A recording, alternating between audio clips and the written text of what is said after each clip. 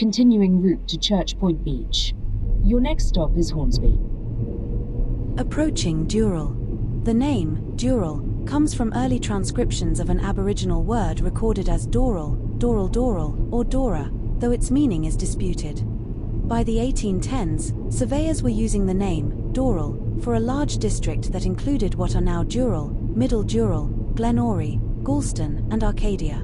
The dense tall forest attracted timber getters, and the first land grants were issued in the 1810s, including a grant to George Hall in 1819, making him one of the earliest landowners in the locality. Other early settlers and landowners included George Best, whose farm became a landmark once the main road was driven through the district, and families such as the Fagans, Waddles, Moulds, Hunts, and Ruffleys.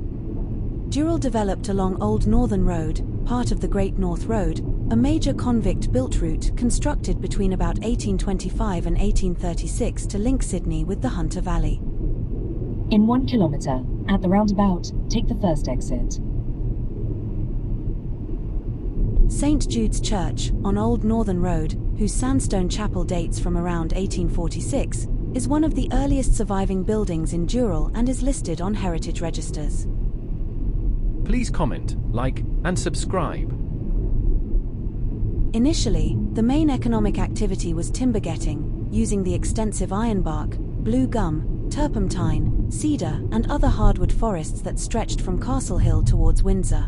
As timber close to settlements was exhausted, settlers turned to agriculture, beginning with grain crops but soon focusing on citrus trees, for which the local shale-derived soils were well suited. At the roundabout, take the first exit.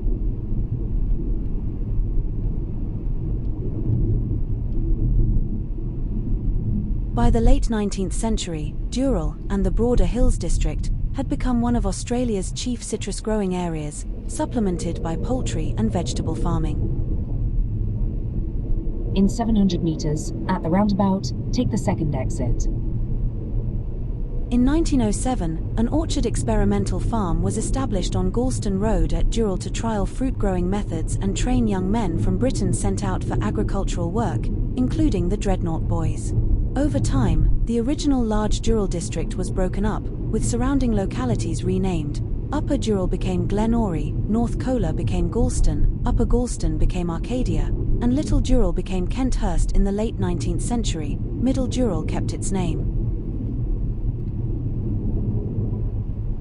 At the roundabout, take the second exit. During the 20th century, especially after local government reorganisation in 1906, placed Dural within both Hornsby and Borkham Hills shires, the area gradually suburbanised yet retained a semi-rural character with large blocks and ongoing horticulture. In 700 metres, at the roundabout, take the first exit. Dural today is a semi-rural suburb about 36 kilometres northwest of central Sydney, noted for nurseries, hobby farms, and rural residential properties. Go past this roundabout, then at the next one, take the first exit. Local institutions such as the Dural and District Historical Society work to preserve records, oral histories, and historic sites, reflecting a strong community interest in the area's past. At the roundabout, take the first exit. Media and popular culture have occasionally highlighted Dural, including use of local properties and open land, as filming and television locations during the late 20th century. At the roundabout, take the second exit, then turn left onto Old Northern Road.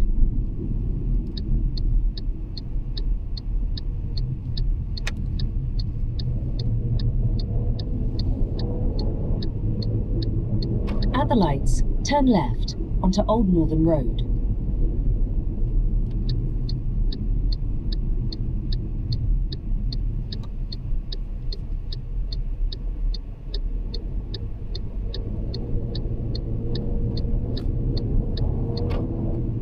In 1 kilometre, at the roundabout, take the second exit onto New Line Road.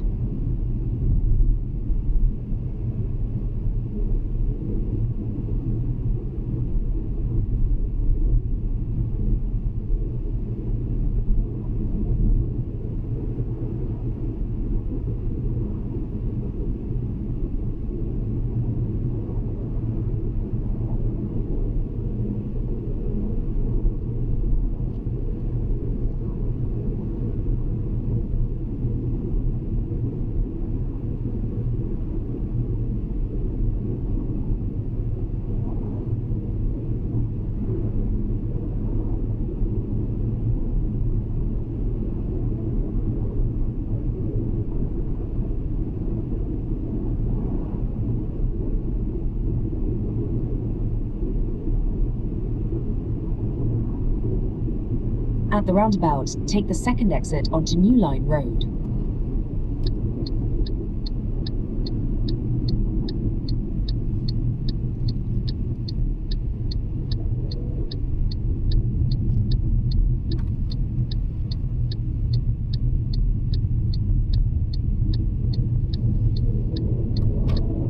Stay in the right lane.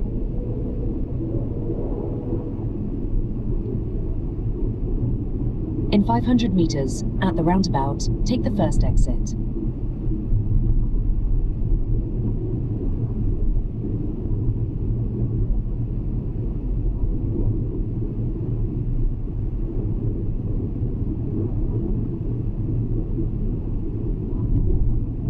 At the roundabout, take the first exit.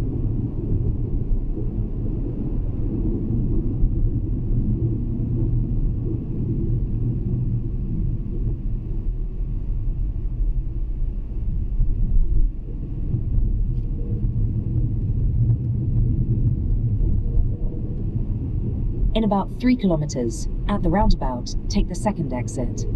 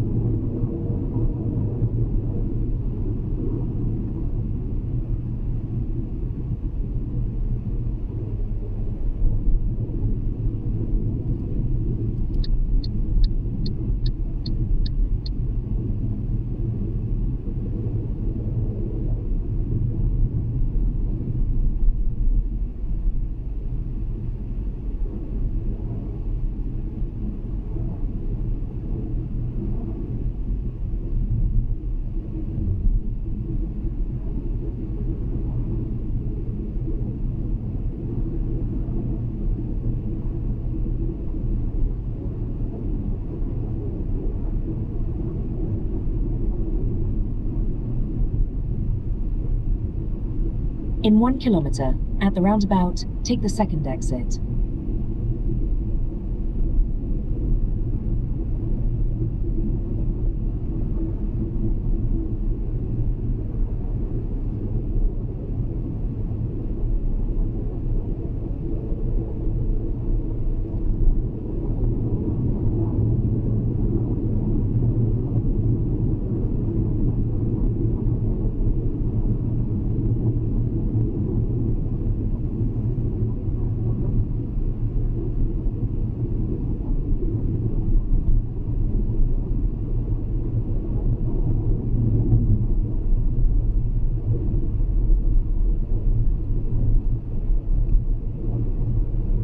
At the roundabout, take the second exit.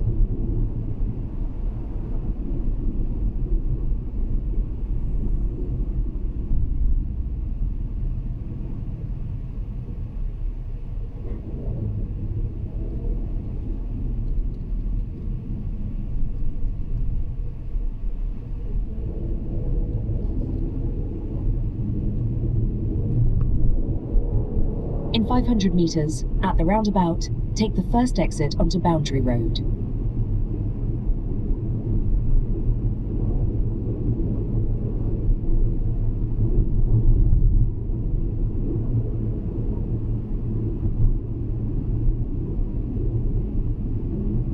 At the roundabout, take the first exit onto Boundary Road.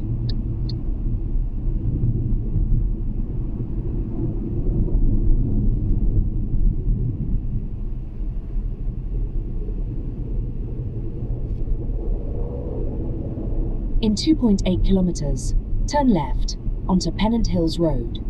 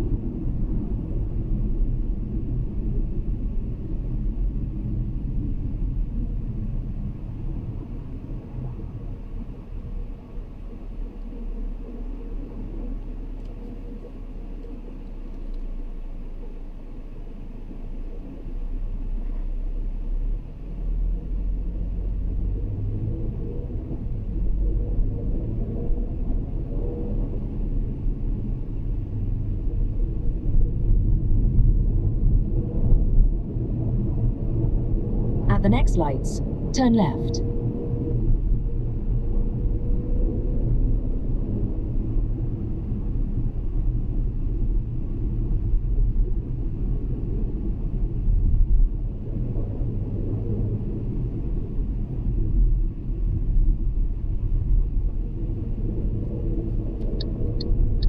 At the lights, use the left two lanes to turn onto Pennant Hills Road.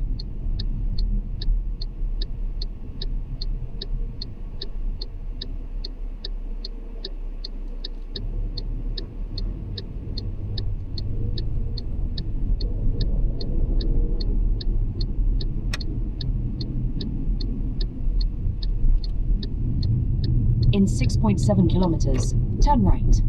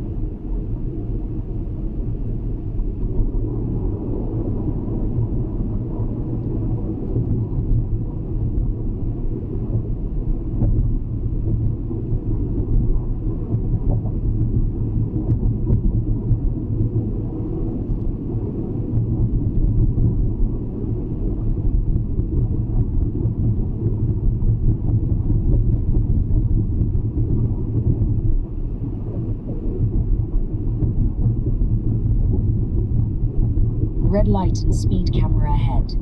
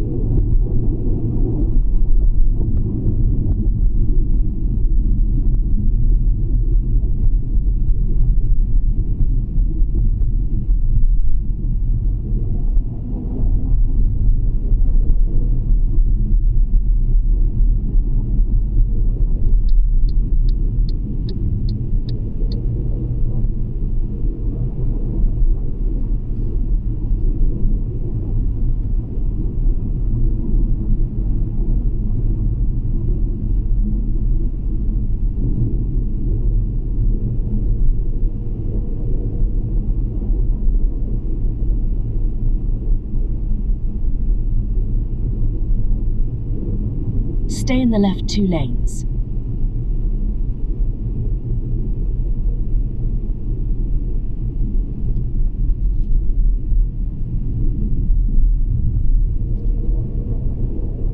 Hornsby in New South Wales developed from a small timber-getting and farming settlement into a key railway junction and major commercial centre for Sydney's Upper North Shore. Its name, transport links and local government status were all shaped by 19th century bushranging, railway construction in the 1880s and suburban growth after World War II. Hornsby comes from Samuel Henry Horn, a convict turned constable, rewarded with a land grant, Hornsby Place, in 1830 after helping capture bushrangers Dalton and McNamara along Windsor Road. Dalton was shot and McNamara captured. Both men received substantial land grants along what is now Pennant Hills Road. Horn's 320-acre grant extended from Thorn's land at Thornley towards Pierce's Corner and became known as Hornsby Place. These grants provided the names for the future suburbs of Hornsby and Thornley and anchored European settlement patterns along the main road corridor.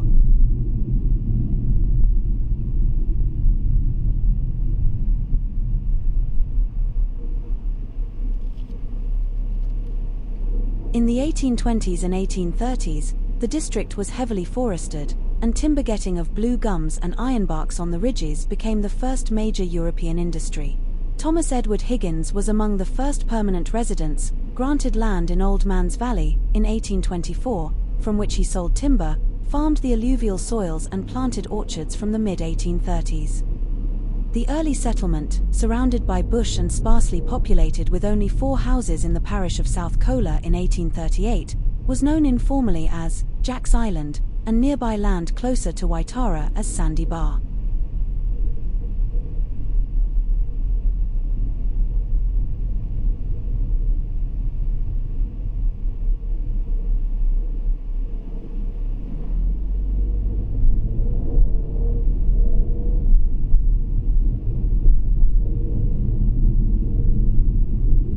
At the next lights, turn right.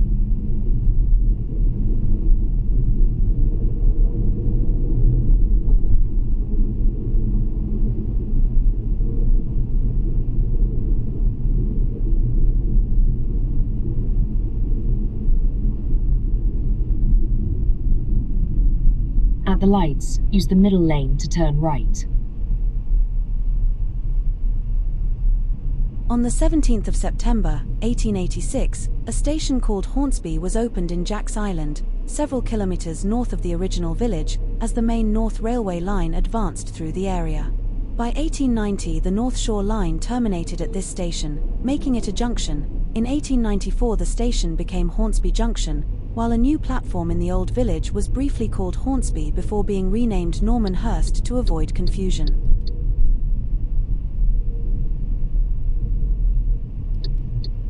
Turn right.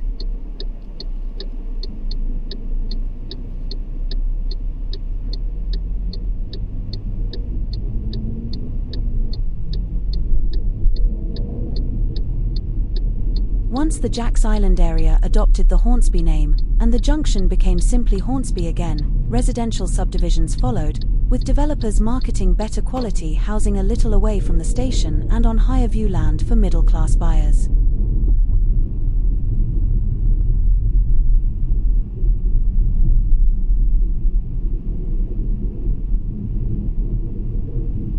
Go past these lights.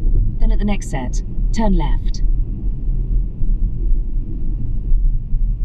After World War II, Hornsby shifted from a semi-rural district to a rapidly suburbanizing centre as Sydney's northern suburbs expanded and car ownership increased. In 1961, the Westfield Hornsby Shopping Mall opened, making Hornsby one of the first Sydney suburbs with a modern enclosed shopping centre. A rival centre, Northgate, opened in 1979 but was later absorbed into an enlarged Westfield complex completed in 2001.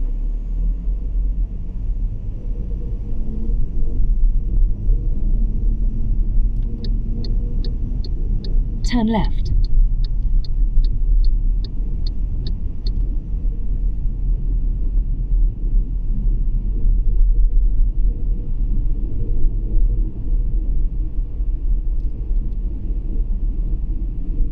In 500 meters, arrive at Hornsby.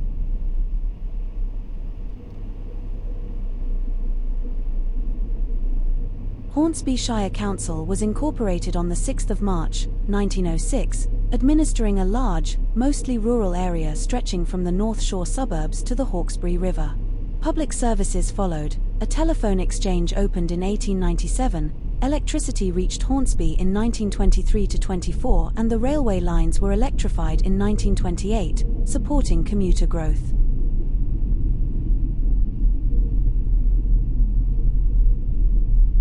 Social infrastructure expanded with Hornsby Girls High School in 1930 and Hornsby Hospital in 1933, reinforcing Hornsby's role as a local education and health hub.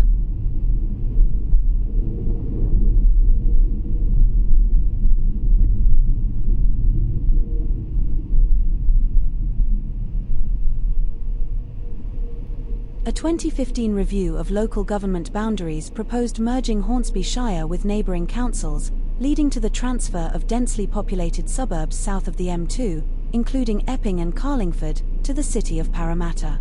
Although a full amalgamation of Hornsby Shire with Carrin-Guy Council received in principle support, the New South Wales government abandoned this merger in 2017, leaving Hornsby Shire with reduced southern territory but unchanged northern boundaries.